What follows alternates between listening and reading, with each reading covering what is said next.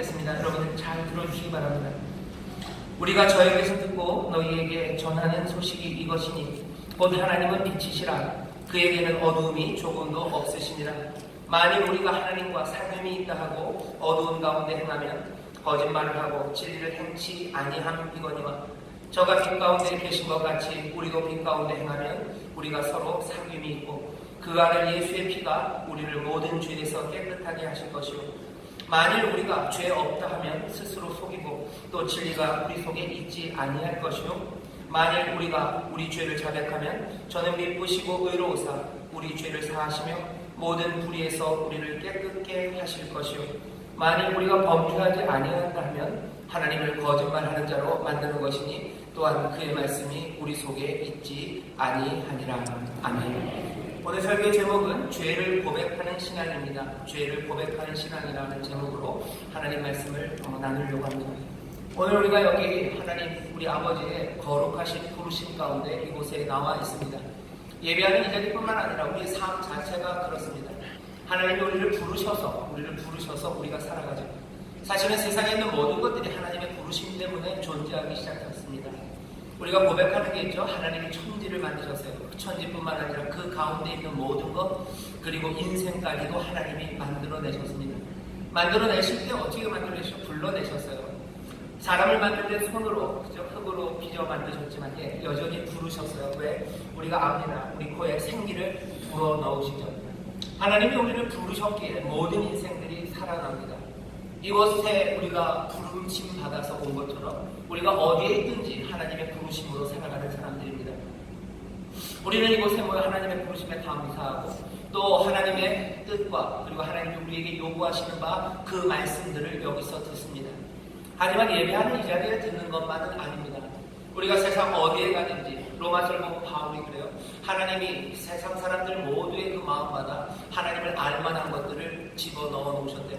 사람들이 하나님의 말씀을 들어요. 하지만 귀가 어두워서 그것들을 깨닫지 못하고 눈이 어두워서 그것들을 보지 못할 뿐이죠. 하나님은 끊임없이 말씀하시고 그 말씀에 조금씩의 파편들을 사람들이 듣습니다. 하지만 여기는 다르죠. 그리고 저와 여러분은 더 다릅니다. 우리는 하나님의 거룩하신 부르심을 분명하게 들은 사람들이고 그 의미가 무엇인지 아는 사람들입니다. 하나님께서 우리를 하나님의 형상으로 만드셔서 이 땅에서 하나님의 그 위대하심과 그 은혜로우심, 그 자비로우심, 그 공의로우심, 그 풍성하심, 그 놀라우신 이 하나님을 이 땅에 보이라는 부르심으로 이 땅에 우리가 존재함을 우리는 알아요. 세상은 어렴풋이 압니다. 하지만 우리는 그렇게 분명하게 압니다. 부르심을 알고 우리 하나님 아버지의 뜻과 그리고 우리에게 요구하시는 바가 뭔지 세상은 어렴풋하게 알지 몰라요. 하지만 우리는 훨씬 더 분명히 압니다. 생명이 되는 말씀과 우리에게 복이 되게 하시려는 그 말씀을 우리에게 주셨고 결국에는 말씀이 육신이 되어 우리 가운데 거하시는 그 은혜와 진리를 우리에게 보이셨습니다. 하나님의 말씀이 있고 말씀이 되신 예수 그리스도 그 예수 그리스도를 보는 사람들이죠. 볼 뿐만 아니라 그리스도의 영이 우리 가운데 함께 하셔서 날마다 성령으로 우리를 진리 가운데로 주의 말씀 가운데로 하나님의 뜻하신 그 놀라우신 말씀 가운데로 우리를 날마다 인도해 가십니다. 우리는 하나님의 부르심을 분명히 아는 사람이고 하나님이 우리에게 무엇을 요구하는지 아는 사람들이 우리들입니다. 그런데 그게 우리에게 어려움을 가져다 줍니다. 왜냐하면 우리의 부르심이 거룩하고 또 우리에게 하나님이 요구하시는 바가 우리에게 분명히 보여져요. 예수 그리스도가 우리에게 보여줍니다. 은혜와 진리가 충만한 삶 그것이 보여져요. 아예 몰랐으면 몰랐을 텐데 그것들을 본 이상 우리의 삶을 다시 한번 보게 될 때 우리의 실패와 우리의 죄악 그것들이 우리에게 또 더 분명히 보입니다. 전에는 다 그냥 막 그렇게 살면 되는 줄 알았어요. 하지만 이제 하나님의 뜻이 뭔지 알아요. 전에는 사람들은 다 그렇게 살 수밖에 없는 줄 알았어요. 하지만 참 인간이 되신 예수 그리스도가 우리 앞에 섰을 때 인간으로서 참 인간으로서 살아가는 그 아름다운 모습을 보며 우리는 좌절하기 쉽습니다. 우리는 그렇게 살 능력이 그렇게 이전과는 다르게 살 힘이 우리에게 없다는 사실이 점점 우리에게 분명히 보여지기 때문입니다. 그러니 크리스찬들, 믿음의 사람들은 점점 당황스러워요. 그리고 부끄럽습니다. 전에 없었던 부끄러움이고요. 전에 느끼지 못했던 당황스러움이 우리 가운데 있는 거죠. 전에는 그냥 제대로 사는 줄 알았어요. 아니, 제대로 사는 건 아니지만 그냥 이게 다인 줄 알았어요. 하지만 하나님의 거룩한 부르심과 그리고 우리에게 하나님이 요구하시는 바 그 고매함과 그 아름다움을 볼 때 우리는 우리의 실패와 죄와 그리고 우리의 비참함을 보게 됩니다. 이것들은 잊혀지지 않아요. 그냥 분명한 사실로 우리 앞에 놓이게 됩니다. 이런 사실 앞에 어떻게 합니까? 그냥 꾹꾹 억눌러 버릴 수 있어요. 그냥 이건 아무것도 아니야 그러고 꾹꾹 누르는 거죠. 아니면 그것들 그냥 무시해 버릴 수 있어요. 우리의 부끄러움과 이 당황스러움을 그냥 무시해 버리는 겁니다. 그냥 무시해요. 전문 용어로는 무슨 생을 깐다고 해요. 뭉개버리고 싶어요. 별것 아닌 것처럼 뭉치고 싶어요. 그냥 너스레를 빼고 싶어요. 그냥 웃으면서 넘어가고 싶고 아니면 침 눌러놓고 싶습니다. 하지만 하나님께서는 오늘 말씀을 통해서 이런 당황스럽고 이 부끄러운 상황에 대해서 어떻게 해야 되는지에 대해서 아주 단도직입적으로 그리고 분명히 말씀하십니다. 하나님의 거룩하신 부르심과 그리고 하나님의 그 뜻하신 바를 분명히 아는 사람, 그래서 당황스럽고 부끄럽고 우리의 연약함 앞에 어쩔 줄 모르는 그 사람을 향해서 오늘 뭐라고 말하십니까? 그 죄를 자백하랍니다. 9절에 되어 있어 만일 우리가 우리의 죄를 자백하면 우리라고 되어 있습니다. 만일 우리가 우리 죄를 자백한대요. 우리 죄를 자백한다는 건 우리가 고백하는 거예요. 혼자가 아니라 공개적으로 이것들을 고백하고 이것들을 인정하라고 이제 오늘 이 말씀이 우리에게 촉구하십니다. 이렇게 함으로써 하나님 앞에 정직할 수 있어요. 하나님의 거짓말하시는 분으로 만들지 않습니다. 죄악이 우리의 잘못이 하나님의 뜻을 어긋나게 했음을 하나님의 정하신 그 율법과 우리가 합치하지 않고 그것들을 위배한 것임을 우리가 인정하라고 우리에게 요구합니다. 잘못했다고 말하래요. 하나님 앞에서 잘못했다고 말하래요. 네가 하나님께 범죄했다고 우리가 말 안 합니다. 공개적으로 그 일을 하랍니다. 겸손히 무릎을 꿇고 우리의 성향 그리고 우리의 행동 그것들을 고백하는 거죠. 우리가 부족한 자임을 고백하는 거예요. 무릎을 꿇고 내가 행한 것이 잘못되었음을, 내가 또한 말씀대로 행하지 않았음이 잘못되었음을 고백하랍니다. 그냥 눌러놓지 말아요. 뭉치고 넘어가지 말랍니다. 오늘 말씀을 고백하라고 얘기하죠. 이건 그냥 추상적인 법을 위배한 게 아닙니다. 이건 하나님께 자백하는 거예요. 하나님께 잘못했다고 말하는 겁니다. 아버지께 범죄했다고 말하는 겁니다. 우리가 위반한 것이 있어요. 우리가 잘못한 게 있습니다. 그건 그냥 막연하게 우리의 죄책이 아닙니다. 분명히 하나님의 뜻에서 우리가 벗어났죠. 정해놓으신 기준과 그 규범을 우리가 벗어났습니다. 하나님이 우리를 부르셨는데 그 부르심에 합당하지 못하게 살았어요. 참 인간이 되라고 우리를 부르셨습니다. 하나님의 형상이 되라고 우리를 부르셨죠. 이 세상에 대해서 그리고 또 이 세상을 위해서 너희는 하나님의 형상이 되라고 분명히 부르셨는데, 그래서 그렇게 세상에 하나님의 형상이 되는 모습이 어떻게 이루어지는지를 우리에게 알려주시려고 막연하게 두지 않으시고 율법과 규례와 온갖 가르침으로 우리에게 어찌 행할 바를 알려주셨는데도 불구하고 거기에 귀 기울이지 않았음을 고백하라는 겁니다.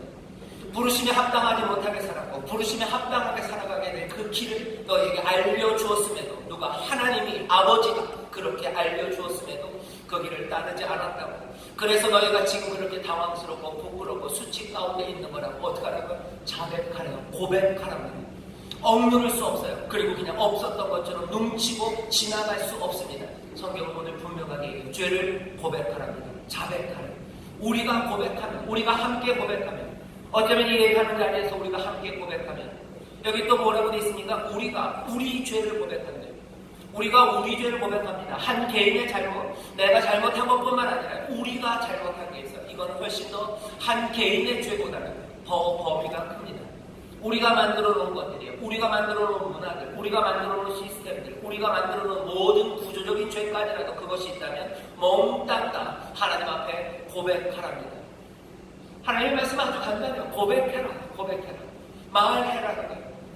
오늘 우리가 듣는 말씀은 아주 간단합니다. 이 말씀 그냥 마음에 그대로 담으시면 돼요. 우리가 이제 우리의 죄를 고백하겠다고 하면 돼요. 그러면 이 모든 당황스럽고 부끄럽고 하나님의 우리의 부르심의 그 위대함과 그리고 우리에게 진리로 알리신 그 말씀들, 그 모든 것들을 따라 살아가는 그 삶에 모자랐던 문제들이 해결되는데 우리는 어떻게 합니까? 이것들을 고백하지 않아요. 자백하지 않습니다. 우리가 우리의 죄를 자백하래요. 오늘 말씀 아주 간단해요. 자백하면 되는데 자백하지 않습니다. 고백하지 않습니다. 왜 고백하지 않을까요? 왜 고백하지 않을까? 여러분들 우리가 왜 고백하지 않는지 두 가지 말씀드릴게요. 첫 번째는 신학적인 오해가 있습니다. 뭔가 잘못 생각하고 있는 거예요. 오늘 요한일서에서 요한이 얘기합니다. 너희들 잘못 생각하는 게 있대요. 5절서부터 여러분들 쭉 읽어보시면 7절까지는 아주 빛된 이야기예요. 아주 고상한 이야기입니다. 빛 대신 하나님과 우리가 사귀는 거예요. 그 빛 가운데 거하는 건 맞아요. 하지만 그렇다고 해서 너희들이 아무 죄가 없다고 하면 거짓말이라는 거예요. 신학적으로 우리는 그렇게 생각하는 경우가 있어요. 우리가 빛 대신 주님과 함께하기에 우리는 빛 가운데 살아가서 우리는 이제 죄와는 전혀 상관없고 죄가 우리 가운데 없다고 생각하는데요. 그거 오해라는 겁니다. 그러면 거짓말이에요. 목사님 이상하지 않습니까? 우리가 오중복음을 믿는데 오중복음의 첫 번째 중생의 복음, 구원의 복음에서 우리가 예수를 믿음으로 죄사함을 얻어서 우리가 구원을 얻는다고 배웠는데 예수님 믿으면 우리가 죄사함 받는 거 아닙니까? 예, 맞아요. 예수님 믿으면 우리가 죄사함을 받습니다. 우리의 모든 죄가 사함을 받아서 우리가 다시 태어나요. 중생합니다. 새로운 생명으로 살아갑니다. 하지만 우리가 그 빛 가운데서 사귀냐 하는 거예요. 여기서 지금 얘기합니다. 잘 들어보세요. 요한일서에서 요한이 이렇게 얘기합니다. 우리가 저에게서 듣고 너에게 전하는 소식은 이것이니 곧 하나님은 빛이시라. 그에게는 어둠이 조금도 없으시니라. 만일 우리가 하나님과 사귐이 있다 하고 어두운 가운데 생하면 거짓말을 하고 진리를 행치 아니함이거니와. 뭐죠? 저가 빛 가운데로 계신 것 같이 우리도 빛 가운데 행하면 우리가 서로 사귐이 있어요. 그래서 그 아들 예수의 피가 우리를 모든 죄에서 깨끗하게 할 겁니다. 하지만 만일 8절에 우리가 죄 없다 하면 스스로 속이고 진리가 우리 속에 있지 아니할 것입니다. 죄 사함을 받았어요. 그래서 빛 가운데 거하면 주와 함께 교제할 수 있습니다. 오늘 성찬이 있죠. 여기 그리스도의 먹음과 그리스도의 피, 이 그리스도의 삶 가운데 우리가 함께 들어갈 거고요. 그리스도가 우리와 함께 교제할 겁니다. 하지만 그럼에도 불구하고 우리가 죄가 없다 하면 거짓말하는 거예요. 거짓말하는 거라고. 여전히 하나님의 부르심에 합당하지 못하게, 그죠? 그리고 여전히 하나님의 뜻, 우리에게 펼치신 그 뜻 합당하지 못하게 행하고 또 합당하지 않게 행하지 않은 것들이 우리 가운데 있다고 얘기하는 겁니다. 여기까지 들어야 돼요. 그런데 사람들은 신학적으로 오해합니다. 우리가 구원받았으니 다 끝이다. 아니요, 그렇지 않습니다. 빛이 있어요. 우리가 빛 가운데 거합니다. 하지만 여전히 또 뭡니까? 여기에 어두움 그리고 죄가 있는 게 우리의 현실이라고 성경은 분명히 얘기합니다. 점점 더 빛 가운데로 주님 앞으로 우리가 나아갈 겁니다. 하지만 그때까지 죄가 없다고 하면 거짓말하는 사람입니다. 성경은 분명히 이렇게 얘기하고 있어요. 근데 사람들은요, 이거 잘 듣기 싫습니다. 이 얘기가 듣기 싫어요. 신학적인 오해 때문에 죄의 고백을 하지 않을 뿐만 아니라요, 점점 더 사람들은 이 말을 들어서 뭔지는 알지만 여기를 귀 기울이지 않고 다른 실천, 다른 것들로 따라가기 시작합니다. 왜 그랬을까? 성경은 분명히 이렇게 얘기하는데 왜 우리는 죄를 고백하지 않을까? 왜 우리는 함께 모여서 죄를 고백하지 않을까? 왜 우리는 하나님 앞에 기도하는 그 시간에 무릎 꿇고 죄를 고백하는 일이 없을까? 우리가 부르는 찬송에 왜 죄의 사하심과 그리고 우리의 죄를 고백하는 찬송은 내 찬송의 18번이 아닐까 하는 거예요. 사람들이 더 이상 그런 노래 잘 안 합니다. 가만히 생각해 보세요. 적어도 40년 전, 50년 전, 아니 한 60년 전 이 나라, 이 대한민국이, 그때도 대한민국이죠. 이 한반도 땅에 있었던 크리스찬들이 불렀던 찬송들 생각해 보세요. 여러분들의 부모님과 할머니들이 즐겨 불렀던 찬송이 뭔지 잘 생각해 보세요. 그분들이 무릎 꿇고 날마다 기도했던 기도가 무엇인지 잘 생각해 보세요. 주기도문을 기도하면서 우리의 죄를 사해달라는 그 기도 가운데 얼마나 마음에 진심을 담아서 기도했었는지 여러분들 기억해 보세요. 하지만 지금은 그렇게 하지 않습니다. 많은 교회 안에서 죄의 사함의 이야기를 하지 않을 뿐만 아니라 죄를 사해달라는 고백의 기도, 회개의 기도가 예배 때마다 다 사라지고 없습니다. 사람들이 부르는 찬송에도 그런 거 없습니다. 그러니 오늘 내가 기도하는 혼자의 기도의 시간에도 내 죄를 사해달라는 기도는 하지 않습니다. 나를 진리 가운데로 인도해달라는 기도예요. 나에게 꿈과 소망을 달라는 기도예요. 나를 도와주시라는 기도예요. 아니 어쩌면 내가 하나님 앞에 내 삶을 드리겠다는 헌신의 기도도 있습니다. 하지만 내 죄를 용서해달라는, 내가 하나님 앞에 범죄했다는, 내가 행한 것이 하나님께 범죄하고 내가 하나님의 말씀을 행하지 않은 것이 하나님 앞에 범죄했다는 눈물 흘리는 마음의 무릎 꿇음이 우리 가운데 없습니다. 왜 그래요? 신학적인 오해만? 아니에요. 신학적인 오해는 왜 생깁니까? 왜 죄를 고백하고 자백하는 이 이야기에 우리가 귀를 기울이지 않게 됐습니까? 아마 우리의 문화가 아니면 우리의 교회 안에서 이루어지는 일들이 이 방향으로 우리를 이끌어간 것 같아요. 이제는 꽤나 오래됐죠. 한 40년쯤 된 것 같습니다. 사람들이 뭔가 교회가 폭발적으로 커지는 일들이 있었어요. 하나님이 주시는 은혜죠. 오순절 교회들이 커가요. 오순절 교회가 커갔던 것과 조금 다른 방식으로 교회가 커간 일들이 있습니다. 여러분들 여기 순복음교회 오래 다니신 분들은 기억이 나실 거예요. 순복음교회들이 갑자기 커져요. 여의도교회가 커집니다. 그때는 어떻게 됐어요? 성령의 역사요. 방언하고 병 고치고 하나님 앞에 얘기하고 그러면서 커갔어요. 하지만 그 방식 말고 다른 방식으로 교회가 커져간 방식들이 있어요. 어떤 방식이요? 소위 말하는 복음주의라는 이야기예요. 복음주의라는 이야기가 무슨 뜻인지도 모르게 사람들이 환영합니다. 왜? 복음주의라는 간판을 들고 먼저 사람들이 그런 교회들마다 부흥해요. 교회가 커져갑니다. 그 사람들이 뒤로 내버렸던 건 구도자 중심. 혹시 들어보셨어요? 구도자, seekers예요. seeker, 찾는 사람들. 구도자 중심 예배, 그런 얘기를 들어보셨어요? 이건 그냥 딱 맞아떨어지기 시작해요. 사실은 구도자, 아직 믿지 않지만 믿음을 찾으려는 사람들에게 관한 이야기죠. 그것이 우리 안에, 이미 교회 안에 있는 사람들에게도 맞아 들어가기 시작했어요. 어떤 방식으로요? 구도자를 교회로 이끌어야 돼요. 그 사람들이 교회에 와야 합니다. 아직 크리스찬들은 아닙니다. 그러니 여기 이 예배가 믿음 안에서 자라나고 성숙해져가야 되는 사람들을 위한 예배가 아니라 구도자들을 위한 예배가 되어가요. 반갑게 맞아주면 구도자들, 아직 믿지 않지만 그래도 호기심 있는 사람들 올 거예요. 반갑게 맞아주고 즐겁게 해주고 유익한 이야기들, 유익한 정보들 제공하고 그러면 사람들 올 겁니다. 그러니 어떻게 되는가? 예배도 그리고 설교도 다 반갑게 맞이하고 즐겁게 해주고 유익한 정보들 주는 것. 그냥 몽땅 다 그렇게 되어가요. 이런 사람들이 교회에 오려면 어떻게 돼야 됩니까? 교회가 좀 덜 교회 나와야 돼요. 교회 같지 않아요. 교회 같지 않아야 사람들이 옵니다. 교회에 오는데 어려워하는 사람들, 그 사람들에게 걸림돌이 되는 거 다 치워야 된다고 생각합니다. 그 사람들에게 익숙하고 다가가기 쉽고, 그래서 교회가 멋있는 곳이 돼야 돼요. 뭔가 좀 쿨한 곳이 돼야 됩니다. 여긴 짜릿한 게 있어야 돼요. 여기 사람들을 편안하게 만들어줘야 돼요. 이게 믿지 않는 사람들에게만 맞아 떨어가지 않아요. 이거 교회에 다니는 사람들에게 이건 구미에 딱 맞습니다. 왜? 교회 말고 다른 곳에서는 몽땅 다 그런 것들을 찾기 때문에 우리에게 편안한 거, 그죠? 우리가 다가가기 쉬운 거, 우리에게 벌써 멋있어 보이는 거, 그런 거 쫓아 살던 사람들이 이미 크리스찬 되어도 그렇고 아직 믿지 않는 사람들 전도하고 그 사람들 교회로 이끌기 위해서는 그래야 된다고 생각합니다. 그러니 교회가, 예배가 조금씩 달라지기 시작하는 거예요. 교회는 뭐와 비슷해지기 시작해요? 쇼핑몰이랑 비슷해져요. 왜? 쇼핑몰이 편하고 사람들 오기 좋아요. 말 안 해도 사람들 옵니다. 그곳에 오는 즐거운 일들 많고 눈요기 할 거 많고 뭔가 그래도 내가 만족을 얻어가기 시작해요. 짜릿한 걸 원하죠. 그러니 점점 더 콘서트장처럼 돼가요. 편안한 거 원하죠. 그러니 교회는 점점 더 뭐 비슷해집니까? 스타벅스 비슷해요. 스타벅스는 아무도 안 건드려요. 그냥 가서 나 혼자 앉아서 내가 하고 싶은 거 하면 돼요. 잔잔한 음악이 흐르고 내 마음을 편안하게 해주고 거기 향기로운 커피가 있고 아무도 나를 건드리지 않아요. 그러니 좋아하고 편안하게 느끼는 공간으로 바꿔갑니다. 그러니까 어떻게 돼요? 건물도 달라져요. 교회 건축이 달라져요. 에스컬레이터 있는 교회들이 있습니다. 교회를 보면 점점 더 콘서트장처럼 되어가요. 점점 더 조명, 음향 이런 거 훨씬 더 중요해져요. 사람들이 앉아있는 의자는 좀 더 안락해져야 돼요. 사람들에게 편하게 이야기할 수 있는 공간들이 교회에 필요하기 시작합니다. 물론 교제해야 돼요. 하지만 그 목적이 달라요. 그 방향이 뭐예요? 사람들을 편안하게 해줘야 된다는 거예요. 예배하는 방식이 달라지는 거죠. 그러니까 전통적이었던 거 아니면 예전에 했던 거 몽땅 다 구식이 되거든요. 그것들은 몸이 건조합니다. 최악의 경우는 어떻게 되는 거죠? 교회는 지루한 곳이 되기 시작해요. 지금 제일 큰 죄가 뭔지 압니까? 지루하게 만드는 게 제일 큰 죄입니다. 여러분들 텔레비 보세요. 텔레비 보면 뭐 지루하게 만드는 건 다 채널 돌아가는 거예요.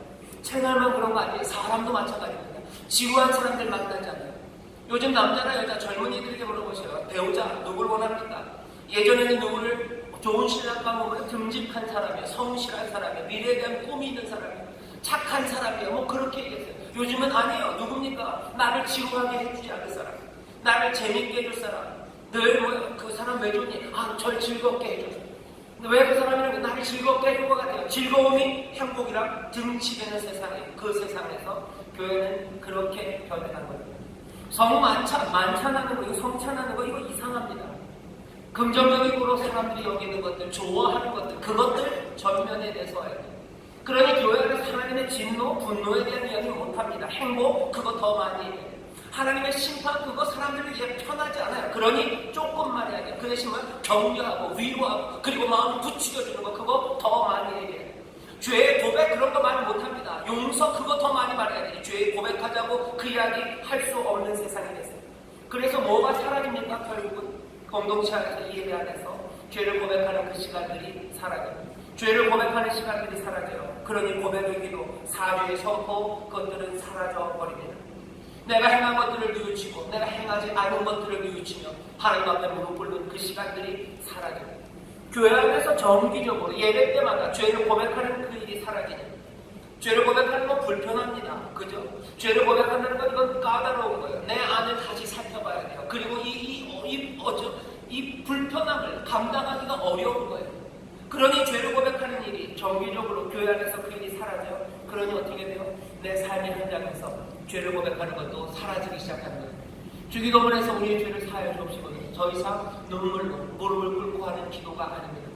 내가 우리의 형제의 죄를 사한 것처럼 우리의 죄를 사해달라는 그 기도 가운데 아무런 복음도, 아무런 하나님의 은혜도, 그리고 사심에 대한 확신도 아무것도 남아있지 않아요.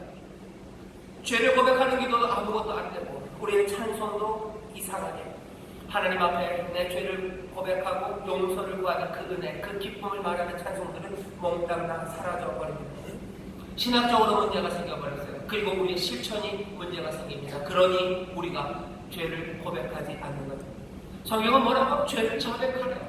죄를 자백하라. 그러면 미쁘시고 의로우신 그분이 너희를 사하여 준대요.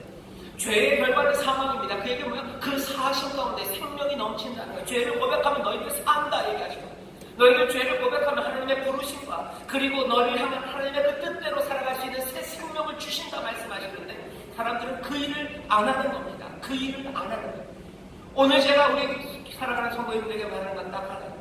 우리 가운데 죄를 고백하는 신앙, 죄를 고백하는 일이 다시 시작돼야 됩니다. 다시 시작해요. 신학적으로 여러분들 오해가 있으면 풀으셔요. 그냥 하나님 안에서 내가 빛 가운데 사니까 죄와 상, 아니 성경은 분명히 말합니다. 그거 죄 없다 하면 거짓말하는 거예요. 죄 있으면 자백하라는 거예요. 자백하라 그러면 사해준답니다. 여러분들 왜 죄를 고백하지 않는지 알았으니 이제 고백이라는 것은 이 자백이, 죄를 자백하는 것이 얼마나 큰 은혜와 선물이 되는지 여러분들 아셔야 돼요. 하나님 앞에 우리가 죄를 자백하면 오늘 본문은 뭐라고? 죄를 자백하고 나면 우리가 벌레처럼 그 비참함에 몸부림치며 살아요. 그냥 괜히 죄를 자백했어요. 너무 눌러있을 땐 그래도 내가 고개 들고 살았는데 내가 내 잘못을 하나님 앞에 아뢰고 나니 나는 벌레처럼 아무것도 아닌 사람이 돼요. 내 인생은 찌그러지는 것 같아요. 아니 거기서 멈추지 않습니다. 우리에게 알려주신 방법은 뭐예요? 너희가 죄를 자백하면 저는 믿으시고 의로우사 너희를 어떻게 하신대요? 사하신대요. 오늘 말씀 제가 다시 읽겠습니다. 만일 우리가 우리 죄를 자백하면 저는 믿으시고 의로우사, 이 말이 재밌어요. 믿으시고 의로우십니다. 의로우시다면 여러분들 정의파라고 생각해보세요. 죄를 자백하면 정의파는 어떻게 합니까? 이 나쁜 놈하고 때리지 말아요. 하지만 하나님은 믿으시고 의로우신데요, 은혜로 어떻게 해요? 우리 죄를 사하시며 모든 불의에서 우리를 깨끗게 하실 것입니다. 우리를 사하셔요. 그리고 우리를 모든 불의에서 깨끗하게 하십니다. 하나님의 의를 몰라서가 아니라 믿으시고 의로우십니다. 하지만 사하셔요. 왜? 하나님은 은혜롭고 자비로우시고 사랑이 많으신 우리 아버지이시기 때문에 그런 줄 믿습니다. 죄를 자백하셔요. 그게 내 인생을 비참하게 만들지 않습니다. 함께 예배하는 이곳에서 그 사심의 선포, 그 선언을 들으세요. 우리의 죄를 자백하셔요. 그리고 예배 때마다 우리는 어떻게 합니까? 하나님 우리의 죄를 사하셨다. 예수 그리스도의 보혈로 우리의 죄를 사하셨다. 하나님 앞에 영광을 올리라는 그 은혜, 그 사랑에 우리가 감사하자고 고백합니다. 우리의 고백은 그래서 선물입니다. 죄의 고백과 그리고 사죄의 선물이 함께 옵니다. 이거는 복음입니다. 복음을 우리는 그래서 죄를 고백할 때마다 우리가 우리의 죄를 고백할 때마다 복음을 다시 들을 뿐만 아니라 복음의 그 능력과 그 은혜를 우리가 누리기 시작하는 거예요. 죄를 용서하시고 우리를 은혜로 품으신 하나님의 놀라운 역사가 우리가 죄를 고백할 때마다 그리고 함께 주어지시면 그 사죄, 그 용서하심과 우리를 깨끗하게 하신 가운데 우리 가운데 이루어지는 줄 믿습니다. 하나님 뭐라고? 너희를 고백하라 말씀하시고 그리고 하나님 뭐 하신다고? 우리를 사하시고 깨끗게 하실 줄 믿습니다. 이 일을 우리는 체험하고 경험하는 거예요. 그 은혜를 맛보는 겁니다. 예배 때마다 복음의 감격이 그리고 하나님의 놀라운 역사가 일어나는 거. 왜? 무슨 역사가 일어납니까? 우리의 죄를 고백하면 우리를 사하시는 그 역사가 예배 때마다 일어나는 줄 믿습니다. 우리는 그 은혜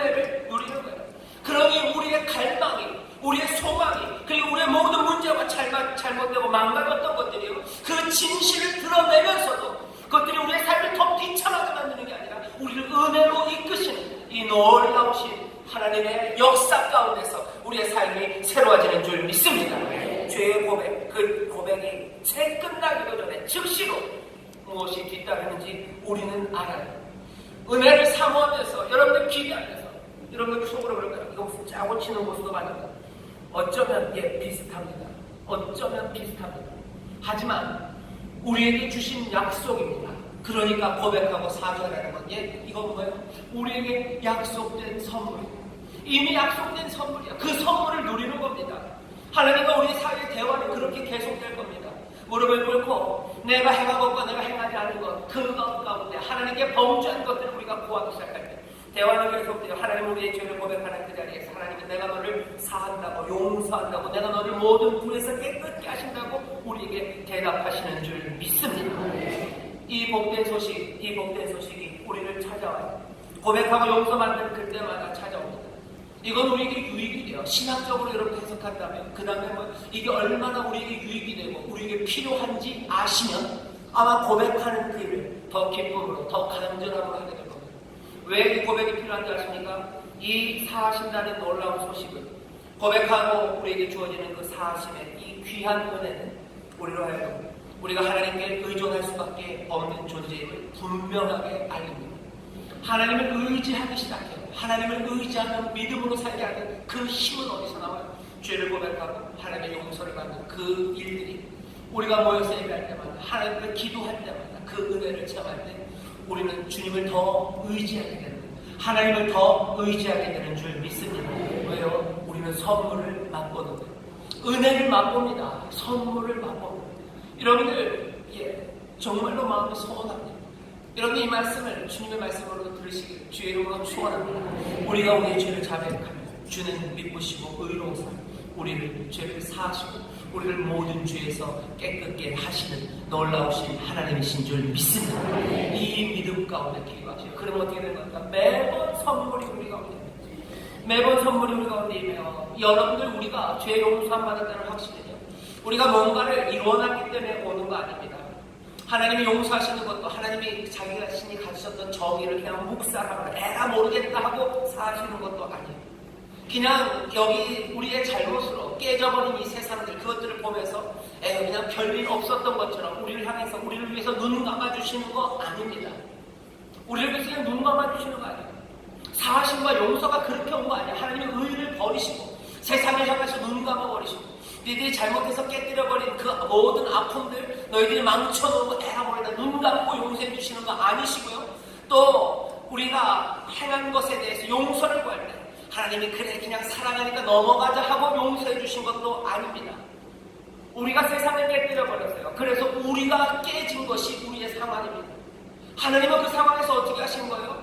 자기 자신이 십자가에 달리시는 그 놀라우신 성자 아들의 그 희생과 그 사랑과 은혜 가운데 그 모든 죄의 결과들 그것들을 다 해결하시며 우리를 용서하시는 거예요. 그러니 뭡니까? 이건 그냥 선물 아니에요. 그냥 어디 창고에 처박혀 있고 그냥 주시는 선물 아닙니다. 이건 어떤 선물이에요? 이건 귀한 선물이에요. 우리가 매월마다 첫 번째 주일에 성찬을 대하는 이유가 뭡니까? 우리에게 주어주신 이 놀라우신 선물이 이 사심과 이 은혜와 그리고 이 복된 선물이 새롭게 우리를 부르심으로 살아가게 하고 진리 따라 살아가게 하는 이 가슴 벅찬 삶이 그냥 우리에게 주어지지 않았다는 것을 우리에게 보이시는 거예요. 그러니 우리는 어떡합니까? 우리는 하나님을 의지할 수밖에 없어요. 이 은혜를 의지할 수밖에 없어요. 이 사랑을 의지하며 살아갈 수밖에 없습니다. 그러니 매번 용서함을 구하며 사죄를 용서함을 또 받는 사람들입니다. 그 마음 가운데 하나님의 은혜에 대한 의지함이 하나님의 선물을 나는 의지하며 삽니다. 그것 말고 내가 살 수 없음을 점점 깨달아가는 것 믿음으로 그 죄를 고백하고 그 용서하심을 받은 사람들이 하나님을 믿으며 그 은혜와 선물을 믿으며 살아가게 되는 줄 믿습니다. 우리는 그렇게 살아가요. 또 하나 더 있습니다. 왜 이 고백과 용서가 필요하지 아십니까? 이 용서가 우리를 다시 시작하게 합니다. 우리를 비참한 벌레로 살아가지 않게 해요. 하나님이 우리를 위해서 폭력을 당하시죠. 우리에게 은혜를 그리고 또한 우리에게 하나님의 말씀대로 살아갈 능력을 우리에게 부으십니다. 불의에서 깨끗게 하신다면서요. 우리로 새롭게 살아갈 능력을 부으십니다. 그러니 어떻게 돼요? 용서함 받은 사람들은요. 다시 한번 우리가 바라는 바, 우리가 걸어가야 될 그 길들을 다시 보기 시작해요. 이렇게 하면 안 돼요. 내가 알았던 그 길들을 재조정합니다. 내가 가야 되는 인생의 방향들을 다시 잡습니다. 그러면서 어떻게 해요? 세상에 대해서, 그리고 세상을 위해서 하나님의 형상으로 살아가야 된다는 그 부르심, 그 소명, 우리에게 주신 그 말씀들, 그것들을 다시 듣기 시작해요. 그리고 어떻게 합니까? 그것들을 감당하게 하시는 은혜를 믿으며 이제 새롭게 시작할 수 있는 줄 믿습니다. 새롭게 시작하고 싶으신 분들은 어떻게 하셔야 됩니까? 죄를 자백하셔야 돼요. 그리고 용서하심 받으셔야 돼요. 그러면 새롭게 시작할 수 있는 소망이 우리 가운데 임할 줄 믿습니다. 마지막으로 여러분들, 우리가 이 복음을 따라가야 되는 필요가 있는데요. 우리가 믿음으로 살게 하고 소망으로 새롭게 시작하게 해요. 또 동시에 우리로 세상의 악한 방식을, 세상의 어리석은 삶의 방식을 따라가지 않게 합니다. 세상의 죄의 문제를 사람들이 해결하려고 애를 써요. 세상은 죄의 문제를 해결하는 방식이 뭡니까? 이런 방식이에요. 죄나 책임 이런 것들 아무것도 아닌 것처럼 그냥 무효화시켜버립니다. 무효처럼 얘기해요. 아무 문제 없다고 얘기하는 거죠. 너 실패하지 않았다고, 악한 거 아니라고, 너 죄 지은 거 아니라고 거부합니다. 그거 아니야, 괜찮아, 별것 아니야, 별것 아니야. 뭔가 어두운 이야기들, 잘못했다는 이야기들, 그것들에 대해서 다 귀막혀요. 잘못한 거 아니야. 우리나라에는 그런 거 그렇게 많지는 않지만 미국에는 오프라 윈프리라고 그 아주머니 계셔요. 그 아주머니가 인기가 굉장히 많습니다. 뭐 다음번에는 어쩌면 대통령이 나올지도 모른다고 얘기하는 사람이 오프라 윈프리. 그 오프라 쇼를 보면 다 칭찬이야, 다 격려합니다. 잘못한 사람은 아무도 없어요. 잘못했다고 말하지 말고, 잘못했다고 말하지 말고, 그런 부정적인 이야기 듣지 말고, 너 잘할 수 있다고, 괜찮다고, 너를 믿으라고 얘기합니다. 이건 뭡니까? 고백 없이 확신만 갖게 합니다. 괜찮다고 가라고 하면 여기 고백이 없습니다. 그 밑바탕에는 뭐예요? 우리는 하나님의 은혜, 그리고 그 깨뜨리시는 그 사랑의 기초에서 우리의 고백이 다시 한번 새롭게 시작하는 확신이 있습니다. 오프라가 얘기하는 건 아닙니다. 그건 뭐예요? 나를 믿는 거예요. 자기 확신입니다. 아무 근거 없습니다. 환상 위에 서 있어요. 허상 위에 서 있으니 이건 넘어질 수밖에 없습니다. 아무 일 없다고 그냥 가면 된다고 그럴 수 없어요. 세상에 또 하는 방식이 뭔지 아십니까? 고백 없는 확신을 만들기도 하고요. 그냥 고백만 하게 하고, 그리고 용서하지 않는 겁니다. 고백하게 하고 뭐 하는 거예요? 그 고백이 가져다 준 그 죄책감과 그 수치심을 이용하는 거예요. 많은 사람들이 그 죄책을 이용합니다. 마케팅, 여기 세상에서 이루어지는 방식들이 다 그래요. 다양한 물건을 팔아먹는 거예요. 죄책감을 이용해서 너 잘못했지? 그러면서 팔아먹습니다. 너 뭐예요? 너 죄송합니다만 너 밥 많이 먹어서 몸무게가 30kg 쪘지? 그러냐면 수치와 죄책감을 해요. 그 다음에 뭘 팔아? 여러 가지 것들을 팝니다. 너 자녀에게 잘못했지? 너 집에서 잘못했지? 그러니까 자녀에게 뭐 해야 돼요? 자녀에게 갚아주기 위해서 좋은 핸드폰 사줘야 돼요. 좋은 옷 사줘야 돼요. 사실은 그렇게 될 일이 아닌데 그냥 죄책과 그리고 그 수치, 그것들을 이용해서 사람들이 그것들을 이용해 먹을 뿐이지 거기서 어떤 다른 방식으로 이 문제를 해결하지 못합니다. 우리가 다시 한번 이 죄의 문제, 이 수치의 문제, 이것들을 해결하는 진짜 제대로 된 방식을 알아야 합니다. 내 삶이 벌레처럼 느껴지고 내 삶이 왜 이럴까 싶을 때 세상에 말하는 것처럼 괜찮다는 격려에 여러분 속으면 안 돼요. 그건 허망하게 무너집니다. 내 죄책감을 그냥 가지고 그걸 다른 것들로 채우려고, 다른 것들로 채워서 어떻게 자기들의 이익을 얻으려고 그 세상에 여러분들 빨려 들어가시면 안 돼요. 여기 이 문제를 해결할 방법을 우리에게 분명히 주시는 겁니다. 선물로, 은혜로 우리에게 주시는 거예요. 해결할 뿐만 아니라 더 큰 소망과 그리고 더 위대한 삶으로 인도하시는 하나님의 놀라우신 은혜의 인도하심이 여기 있는 겁니다. 오늘 여기 죄책감과 그리고 수치, 어찌할 바를 모르는 사람들이 있어요. 이걸 어떻게 해결합니까? 어떻게 해결해요? 그냥 괜찮다고 오프라가 말하는 것처럼 그냥 괜찮은 거야. 부정적에서는 안 들어. 그냥 이래도 사실 아니, 그거 아니에요. 죄책감과 수치에 찌그러져서 그냥 그것들을 어떻게 채워내려고 이것저것으로 채워서 세상에서 요구하는 걸 빨려가면서 아니, 그렇게 아니에요. 우리의 모자란과 우리의 비참함을 해결할 수 있는 그 길을 우리에게 오늘 주십니다. 설교의 제목입니다. 죄를 고백하는 신앙. 은혜의 아버지가 우리를 부르시는 거예요. 너희들 죄가 있고 너희들 빛 가운데 살지 못해서 너희들 그 불의가 있었어요. 그 수치와 죄책으로 넘어지지 말라는 거예요. 그 수치와 죄책으로 허망한 것들 너를 의지하지 말고 여기 미쁘시고 의로우신 하나님, 은혜와 자비가 가득하신 이 아버지 앞에 와서 아주 간단합니다. 너희 죄를 자백하라. 그러면 사하시고 너희를 깨끗게 하신다는 이 말씀 앞에 여러분들 서십시오. 함께 죄를 고백하는 길. 우리가 이 세상에서 살아가며 우리가 세상을 깨뜨렸고 우리가 세상을 깨뜨려서 내가 깨어졌음을 보기 시작하는 거예요. 내가 불의와 공모했음을, 내가 하나님 앞과 그리고 우리 자신 앞에 잘못했음을 인정하는 겁니다.